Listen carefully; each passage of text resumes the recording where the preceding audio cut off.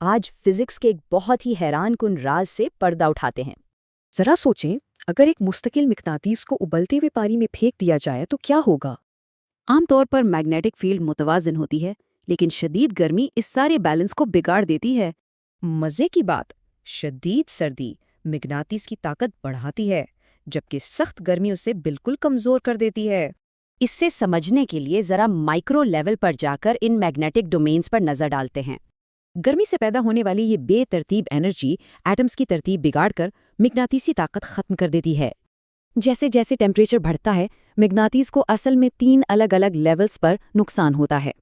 शुरू में ताकत आर्जी तौर पर कम होती है और फिर आखिर में स्ट्रक्चर का मुकम्मल और मुस्तकिल नुकसान होता है। सबसे खतरनाक हद क्यूरी पॉइंट है। इसे क्रॉस करने का मतलब है मिकनातीस का मुस्तकिल और पक्का नुकसान। जैसे लोहा 1300 डिग्री सेल्सियस की शदीद गर्मी पर अपनी मैग्नेटिक ताकत बिल्कुल खो देता है। अब सवाल यह है कि साइंसदान इस गैर मरी तबाही को नापते कैसे हैं? आइए कुछ डेटा देखते हैं। रिसर्चर्स ने धात के छोटे छर्रों से भरे प्याले इस्तेमाल करके मिकनातीस की वजन उठाने वाली ताकत टेस्ट की। एक मैग्नेटीज को -21 डिग्री तक ठंडा किया गया और दूसरे को 50 डिग्री तक गर्म किया गया, और फर्क बिल्कुल साफ था।